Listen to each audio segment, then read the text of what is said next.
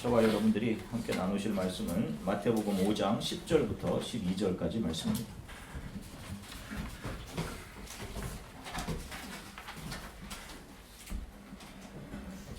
마태복음 5장 10절부터 12절까지의 말씀을 저와 여러분들이 함께 한 줄로 읽으시겠습니다.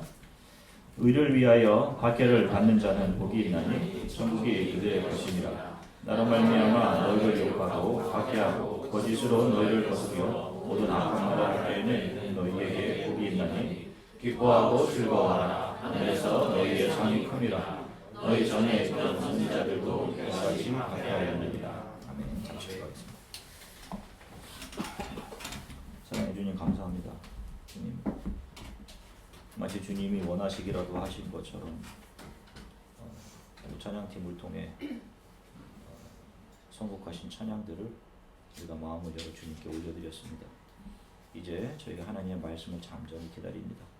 하나님 말씀이 우리 신앙의 내용에 그릇 안에 잘 담겨서 우리가 믿는 또 우리가 바라보는 것이 무엇인지 명확하게 바라볼 수 있도록 또 우리의 믿음이 더욱더 굳건해지는 하나님 그런 시간들에 성령께서 우리를 도와주시기를 소망합니다. 가장 부족한 죄인이기에 늘 두렵고 하나님의 말씀 앞에 떨리는 마음으로 삽니다. 온전히 주님의 복음만 바르게 증거할 수 있도록 성령님 도와주시기를 소망합니다. 감사드리며 예수 그리스도 이름으로 기도드립니다. 아멘. 할렐루야. 자, 여러분 한 주간 동안 평안하셨습니까? 자, 오늘은 의를 위하여 핍박을 받는 자들과 그들이 받는 복에 대해서 살펴보도록 하겠습니다. 이제 산상 순서대로 계속 이어가는데 오늘은 특별히 이제 팔복 설교의 이제 마지막 부분입니다. 자, 먼저 의, justice, righteousness라는 단어를 사전적으로 사람으로서 지키고 행해야 할 바른 도리를 말합니다. 누구나 이 세상을 살아가는 사람들은 의로운 삶을 살아가고자 하죠. 저와 여러분들도 마찬가지고 우리의 자녀들도 의로운 삶을 살아가기를 바라죠. 그렇죠? 그런데 늘 말씀드렸듯이 성경은 타락한 인간은 의를 행할 능력을 상실했다라고 가르쳐줍니다. 자신의 유익과 욕망을 위해 인간의 의는 언제든지 변할 수 있는 것이기 때문에 상대적인 의이기 때문에 언제나 이 땅에서 절대적인 의가 존재할 수 없는 거예요. 인간에게는 그런 절대적인 의가 절대로 나타날 수 없는 겁니다. 얼마 전이 아니죠. 좀 오래됐는데 지존파라고 하는 사람들이 좋은 차를 타고 다니는 사람들을 표적 삼아 납치해서 죽이고 심지어는 그들의 시체를 태우고 손상시키고 죽인 사람이 인육을 먹고 하는 그런 일들이 있었어요. 그들이 잡혀서 호송되어 가면서 기자들이 왜 그렇게 잔인하게 사람들을 죽였느냐라고 말하자 그들이 그런 말을 했습니다. 가진 것들, 있는 것들을 죽여서 세상의 정의를 실현하고 싶었다. 이런 말을 했어요. 그들이. 더 많이 죽이지 못해서 한스럽다. 이렇게 두 눈에 시퍼런 안광을 뿜어내며 말하던 것을 어렸을 적에 좀 꽤 된 것 같아요. TV를 통해 보았던 기억이 생생합니다. 그들에게 정의란 가진 자들을 죽이는 것이었어요. 그런데 이것이 정말 정의입니까? 그런데 우리가 잘 생각해 보면 정의라고 여기는 많은 것들 역시 우리가 지금 현재 정의이고 도덕이고 이렇게 여기는 것들 역시 나의 주관이 개입된 왜곡된 것들이에요. 일반적으로 가치를 논하는 정치나 어떤 문화적인 정의 또한 마찬가지입니다. 어떤 한 시대를 이끌고 가고 있는 정의는 반드시 다수를 기반으로 해요. 소수에서 다수로 옮겨지면 그것을 가치의 변화라고 하고 소수였던 것이 그 사회를 대변하는 주 정의요 선이 됩니다. 다수의 지지의 기반을 등에 잇고요. 요즘 26년 만에 The Beauty and the Beast, 미녀와 야수라고 하는 영화가 원작 그대로 리메이크 되어서 개봉이 되었어요. 아마도 이제 40이 넘어가시는 분들은 1991년에 개봉했던 미녀와 야수에 대한 추억과 향수가 아마 있으실 겁니다. 그러시죠? 우리나라에는 1992년에 개봉한 것으로 기억하는데요. 저도 그때 이제 대학 시절이었어요. 군복무를 마치고 25년 전 개봉관의 맨 앞자리 맨 왼쪽 끝에 자리에 앉아서 영화를 봤던 기억이 납니다. 스토리도 아름답지만 영화의 주제가가 너무도 아름다워서 지금도 가끔씩 흥얼거리게 되고 그 음악이 어디선가 흘러나오면 25년 전의 기억으로 돌아가게 하는 그런 묘한 힘을 가진 애니메이션, 참 잘 만들어진 영화예요. 이 영화의 메인 음악의 가사에는 여러분 이런 그 메시지가 들어있어요. Tale as old as time 이렇게 시작하잖아요. 노래가 그 중간에 보면 이렇게 되어 있습니다. Just a little change 이런 단어가 있어요. 이런 말이 small to say the least 라는 말이에요. 여기서 말하는 just a little change라는 것은 외면으로 본질을 파악하려는 시도에서 내면의 아름다움을 보는 인지의 변화, 이것을 이 노래 가사의 작은 변화라고 해서 우리에게 메시지로 말하고 있는 것입니다. 1991년 개봉한 원작은요, 단순하고 교훈적인 메시지를 영화 안에 담아내었어요. 겉의 모습은 누가 봐도 흉측한 야수의 모습을 하고 있지만 그 내면은 한 여자를 사랑하게 되면서 아름답게 변화해가는 왕자입니다. 물론 마법에 걸려서 사람들은 그 내면을 알아보지 못하지만요. 그래서 그를 죽이려고 하죠. 누구나 다 눈에 보이는 것을 가치라고 판단하는 벨이라는 여인이 살고 있는 마을, 그 세상에서 살고 있는 인간이 이 야수를 품고 사랑한다는 것은 비상식입니다. 그래서 마을 사람들은 이 야수를 죽이려고 하죠. 그런 편견을 깨고 겉은 야수이지만 내면은 순수함과 벨에 대한 사랑으로 채워져 가고 있는 야수를 더 이상 야수로 보지 않고 사랑의 대상으로 품어내는 여인 벨을 더 뷰티라고 그려내고 있는 것이고, 그 사랑을 받는 자가 더 비스트였어요. 이것이 1991년도에 개봉한 원작 영화가 우리에게 주는 메시지였습니다. 따뜻한 메시지. 그런데 2017년도의 영화는 제목은 같고 그 주제곡도 같습니다. 그러나 내용면에 있어서는 전혀 다른 메시지를 전달하고 있었어요.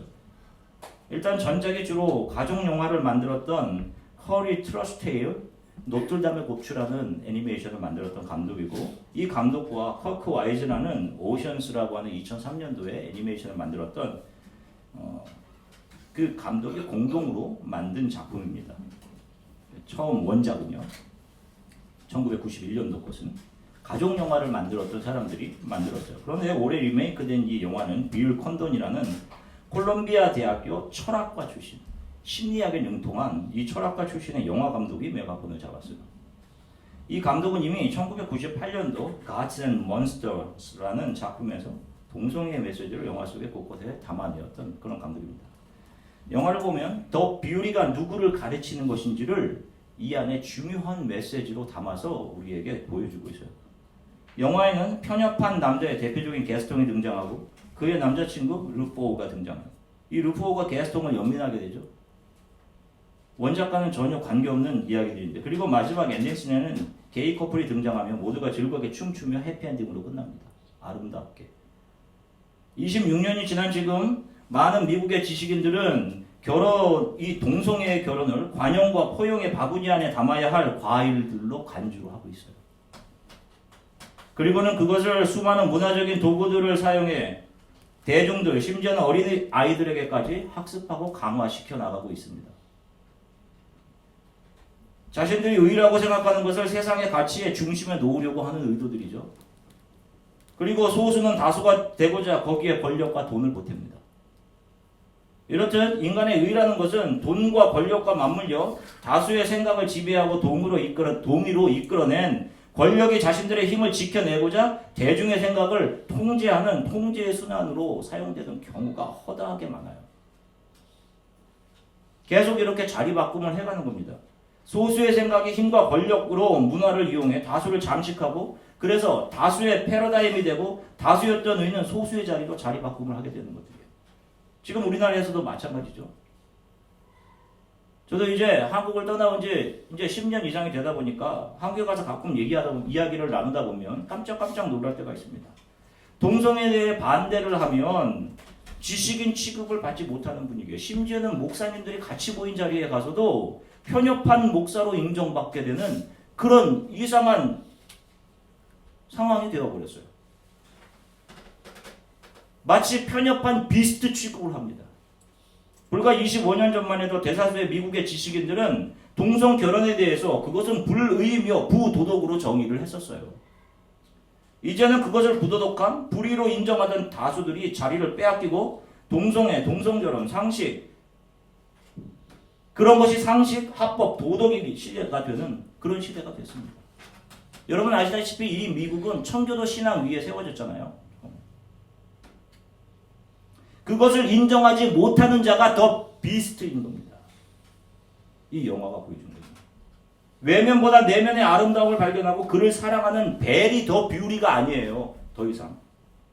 그런 동성애를 인정하고 그들에 대한 편견 없이 그들의 결혼도 일반 결혼과 똑같이 받아들이고 함께 즐거워하며 춤추고 즐거워했던 거기 엔딩 안에 모였던 모든 사람들, 그 사람들을 더 뷰리라라고 영화는 소리 없이 주장하고 있는 겁니다.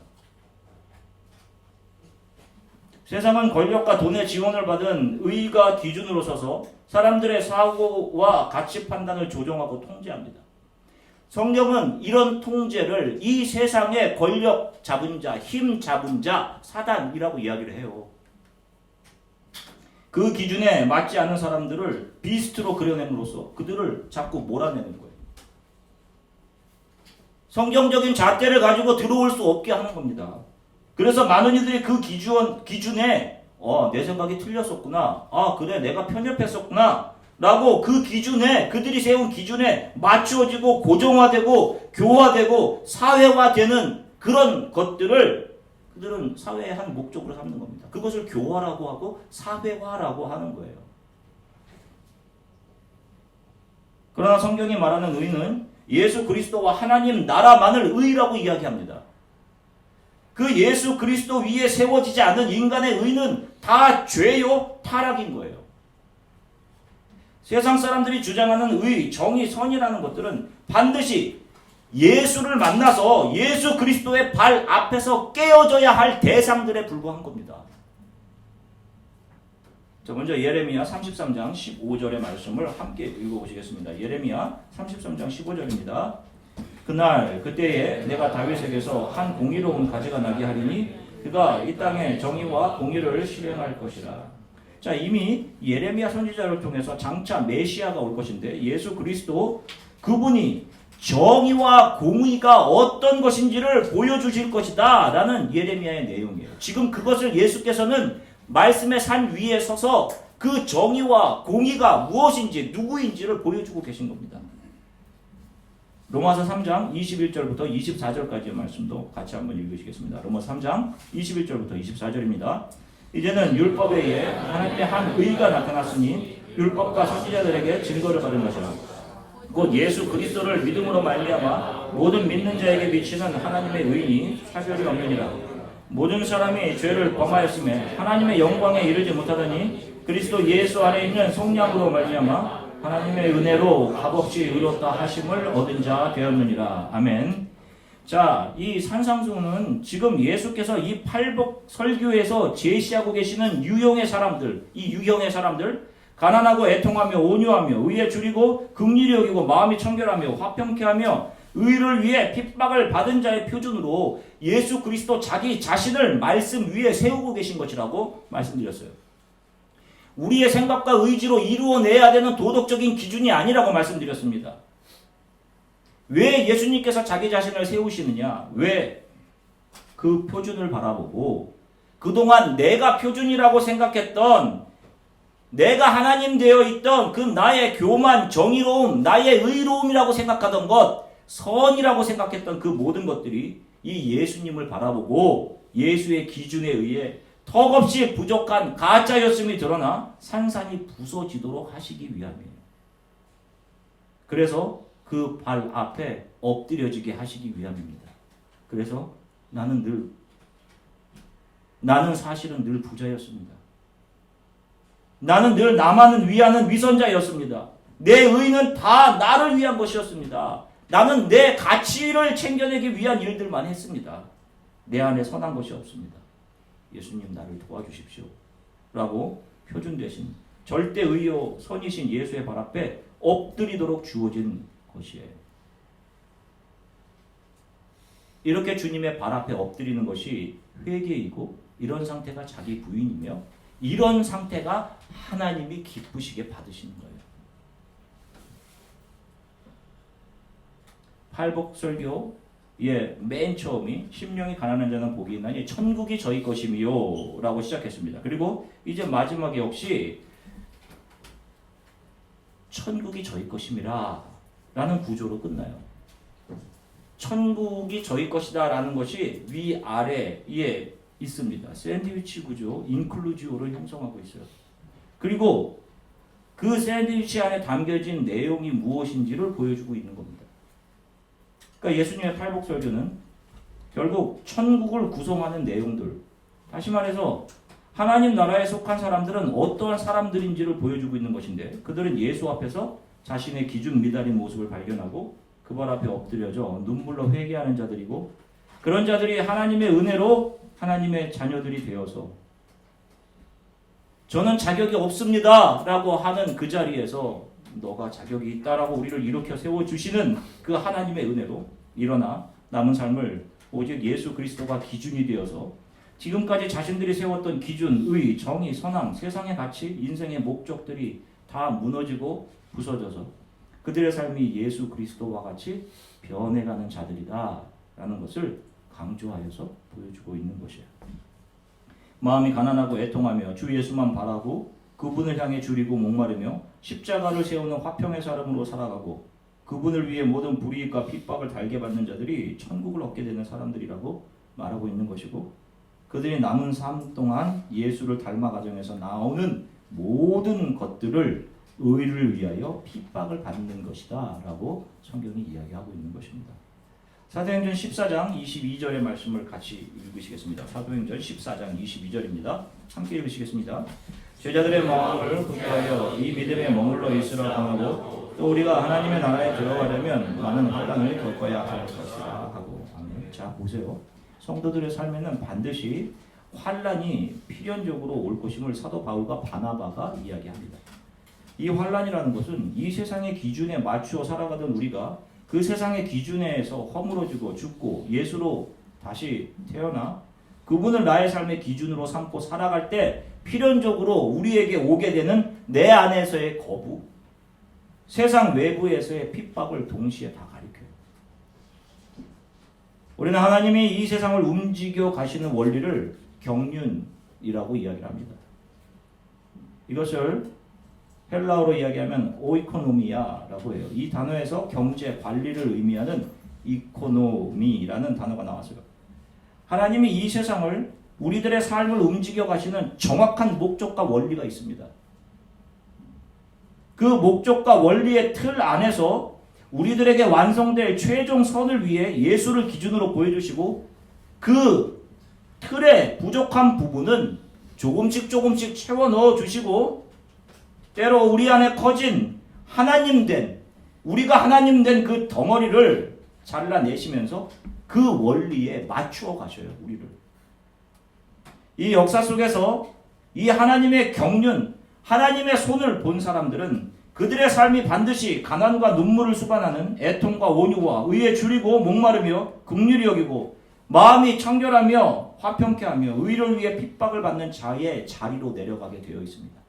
하나님의 열심히 그들의 삶을 그렇게 내려가게 하셔요. 이것이 하나님의 오이코노미아입니다. 그런데 이 세상에서 살아가는 사람들의 이코노미를 한번 보세요. 부자됨. 여러분들이 지금 공부하는 목적들, 또 여러분들이 지금 살아가는, 여러분들이 비즈니스를 하는 목적들 하나하나 생각해 보세요. 내 명성이 드러나? 나의 만족과 성취? 웃음 넘치는 삶, 유능한 처세술과 좋은 것을 가지려고 하고 누리려고 하고 내 이름 드러나는 일, 내 이름 한자라도 어느 논문에 좀 더 들어가는 일들, 자기 의에 다른 이들이 동의하기를 원하고 모든 것에 늘 자기가 먼저이고 우선이어야 돼.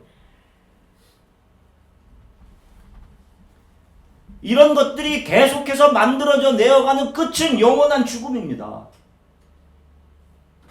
이런 인간이 죄와 사망에서 해방될 수 있는 길은 예수 그리스도의 십자가 이외에는 없어요. 그래서 민수기에서 그 엉성한 십자가 위에 달아놓은 불뱀을 바라보는 자들이 사는 겁니다. 말도 안 되는. 그래서 그것을 지금 예수께서는 말씀으로 이 산에 서서 말씀해 주고 계시는 거예요. 보여주시는 겁니다. 우리들이 알량하게 내세우는 의, 정의, 선으로는 절대로 죄와 사망의 굴레에서 벗어나지 못함을 보여주시는 거예요. 예수를 통해 그들의 의가 부정된 자들만이 하나님의 나라의 백성이 될 수 있다는 것입니다. 그런데 세상 사람들은 자신들의 의가 시퍼렇게 살아서 그 정의, 가치를 위해 자신의 모든 노력과 열정을 쏟아 부으면서 그것을 가치 있는 삶으로 여기고 살아간단 말입니다. 그러나 기억하십시오. 그런 열심과 노력으로 얻을 수 있는 것은 가이사의 것뿐이에요, 여러분. 그런 거 얻으시려면 열심히 노력하십시오. 그러면 이 세상의 것을 여러분도 얻을 수 있어요. 이 세상에서 조금 잘 살고 싶으시면 열심히 하십시오. 이 세상에서. 더 누리고 조금 더 이 세상에서 보상을 받을 수 있을 것이고 희소한 것을 여러분들에게 좀 더 당겨와 사용할 수는 있을 겁니다. 그러나 기억하십시오. 절대로 그런 것들로는 하나님의 것을 얻지 못해요. 그래서 가이사의 것은 가이사에게, 하나님의 것은 하나님에게라고 한 겁니다. 내 의가 시퍼렇게 살아있는 한, 그 선악의 판단이 우리에게 있는 한 우리는 하나님의 나라에 들어가지 못해요. 성도는 이 세상에서 내가 얼마나 이기적인 자인지, 내 죄가 얼마나 깊고 참혹한지, 내 안을 가득 채운 그 죄들, 그것이 어떤 것인지 그것을 발견하게 되어 절망하고 쓰러지고 그 가운데 하나님의 은혜를 발견하고 십자가를 발견하고 나의 죄의 깊이만큼 그 죄를 덮어내시는 하나님의 은혜, 그 앞에 나를 자녀로 만들어내시고야만은 하나님의 은혜를 알아가는 그 아버지의 사랑을 알아 자기를 비워가는 자들이 성도입니다. 뭔가 열심을 내서 하나님을 기쁘게 하자는 자들로 만들어져 가는 자들이 성도가 아닌 겁니다. 하나님의 발 앞에 엎드리는 자들로 만들어져 가는 거예요. 내가 죄인입니다. 선한 것이 없습니다. 나를 좀 도와주십시오. 나의 믿음 없음을 도와주십시오. 이런 자가 하나님 나라에 들어가는 자들인 거예요. 우리는 이 세상에서 이렇게 하나님 앞에서 낮아지는 자들이고 이것을 알아가는 것이 바로 이 우리에게 주어진 삶의 장인 것입니다. 그런데 세상 사람들은 고사하고 크리스천들조차 이 세상에서 높은 곳 올라가자 유명한 자가 되는 것을 삶의 목표로 삼고 능력 있고 재력 있는 배우자 만나는 것을 소망하고 좀 더 높은 곳으로 올라가는 것 인생으로 목표로 삼고 있으니 왜 얼마나 통탄하려고 그러지? 심지어는 교회에서 이런 것들을 가리키고 있으니 이게 얼마나 잘못된 복음입니까? 바울이 이야기하잖아요. 은혜의 복음 위에 다른 복음은 없다라고 이야기하지 않습니까? 똑같잖아요, 여러분. 노아의 홍수가 나기 전 하나님의 사람들이 어떻게 합니까? 세상에서의 네피림들을 바라보고 어떻게 해요? 그들처럼 유명해지기를 바라잖아요. 하나님의 사람들이. 자기 힘으로 아름다움을 쟁취해내기를 원하며 자기 좋은 대로 즐기며 살아가던 모습들, 그렇게 살아가지 않습니까? 그렇게 살아가는 자들에게 공의의 하나님의 눈물이, 하나님의 눈물이 홍수로 내려져 그들을 멸한 거예요. 그런데도 인간은 그 이후에도 여전히 하나님을 대적하고 자기의 명성을 위해 살고 인간의 이름을 내려고 바벨을 지어 올렸습니다. 그런데 그런 무지한 인간들을 향해 이번에는 무서운 홍수로 쏟아졌던 하나님의 공의의 눈물이 아닌 십자가에서 예수 그리스도의 보혈을 강같이 쏟아주셨어요. 그리고 그 사랑 안으로 들어오는 자들이 하나님의 사랑을 보게 되고 그 하나님의 사랑 앞에 머리를 숙이고 그분의 살과 그분의 피로만 살아가게 하셨습니다. 결국 절대 의로우신 예수 그리스도는 이 땅에 오셔서 무엇이 하나님을 기쁘시게 하는 삶인지를 우리의 눈으로 정확히 디스플레이 보여주신 겁니다. 그분은 자기 삶을 절대 기준인 아버지 하나님의 뜻에 맞추어서 살아가십니다. 이 땅에서 자기를 낮추고 내어주는 삶을 사셨습니다. 그리고 십자가 고난, 그 고난의 십자가 위에서 흘리신 보혈을 통해 그분의 살과 피를 공급하셔서 이 땅에 하나님을 아버지로 부르는 작은 예수들을 재창조해 주셨어요. 저와 여러분들이 그 작은 예수들로 이 땅에 거듭나 살고 있는 사람들 아니에요. 그 작은 예수들은 이 세상을 살지만 이 세상의 가치로 사는 것이 아니라 예수를 자신의 삶의 기준으로 삼고 살아가는 자들이에요.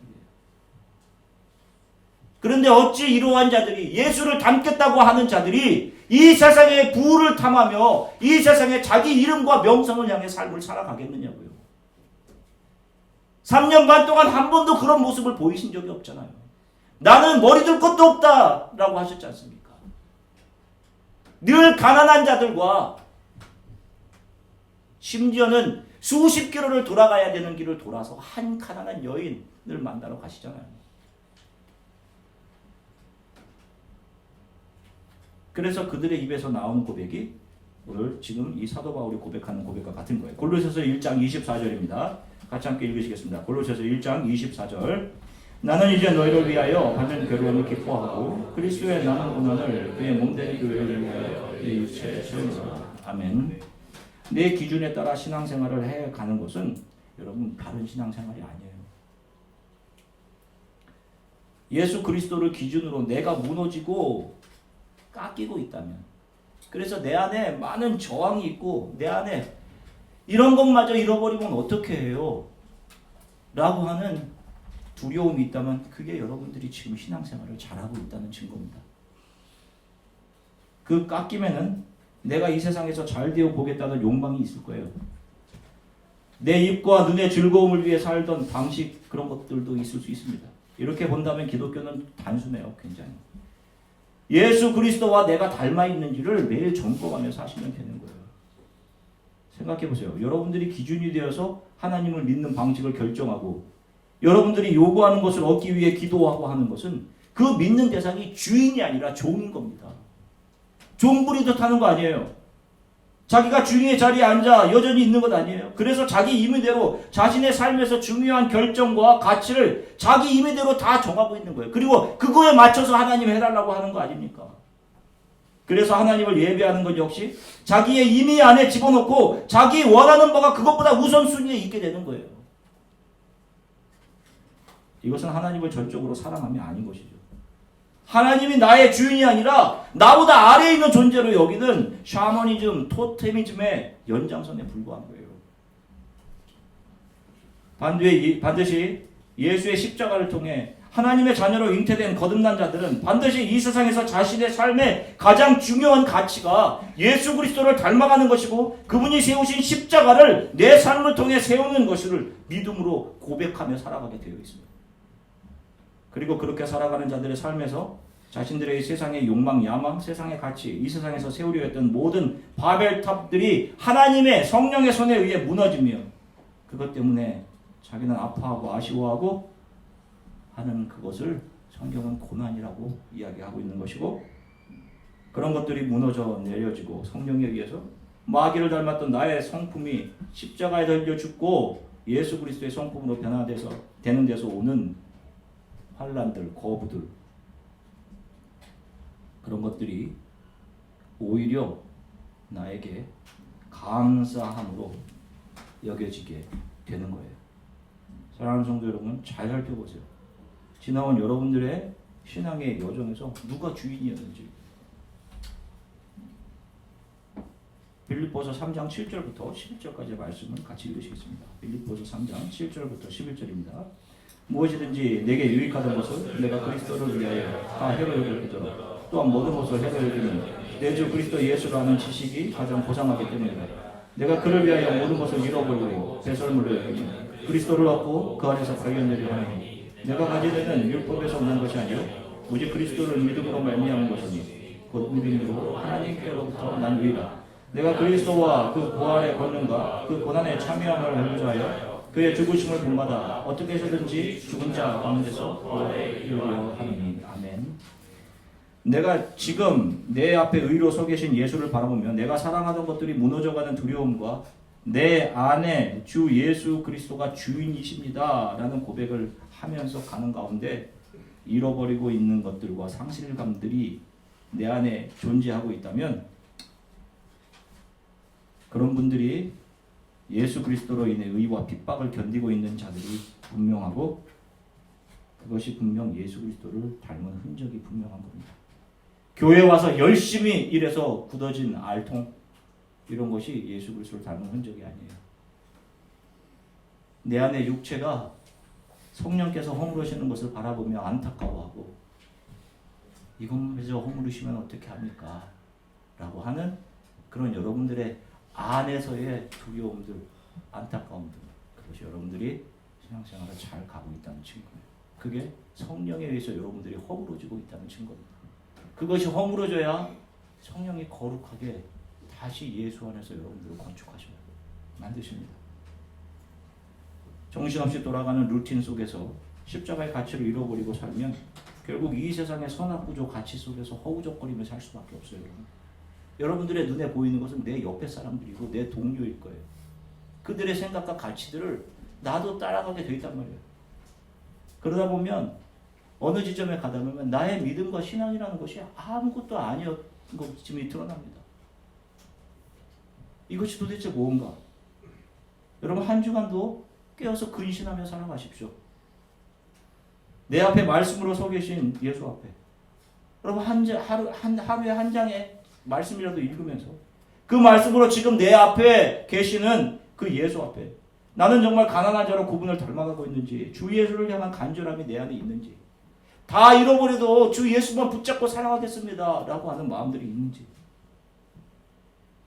그런 것들을 점검하시면서 주 예수 안에서 거듭난 내가 이 땅에서 해야 할 일이 화평케 하는 이 십자가를 세운 일들임을 이것이 우리의 사명임을 기억하시고 살아가십시오. 예수를 얻는 것은 내가 이 세상에서 잃어버려지는 것임을 기억하시고 주를 더 알아가는 한 주간이 되기를 주 예수 그리스도의 이름으로 간절히 축원합니다. 잠시 기도하겠습니다. 주님, 왜곡된 정의와 의의들이 돈과 권력을 등에 업고 다수로 자리 잡아 세상의 모든 사람들의 사고를 지배하고 혼란하게 하는 이 시대를 크리스천으로 살아갑니다. 무엇이 옳은지 무엇이 옳지 않은지 그러나 주님 성령을 통해 이 시대를 온전히 분별할 수 있는 분별력을 주십시오. 무엇이 하나님이 기쁘시게 하는 것인지를 알게 해주십시오. 내 의, 내 정의가 아닌 내 옆 사람들, 내 주위 사람들이 말하는 선의 정의가 아닌 성경이 말하는 주님이 말하는 의 예수 그리스도를 보게 해주십시오.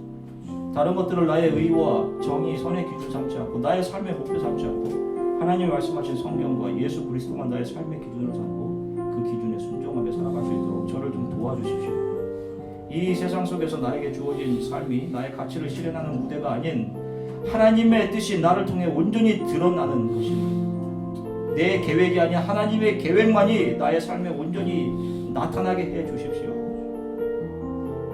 날마다 하나님을 경외하고 이 세상에 권세 잡은 자들의 힘이 너무 강하니 날마다 주님 앞에 무릎 꿇어 기도하는 삶을 좀 살아가게 도와주십시오. 우리 함께 잠시 함께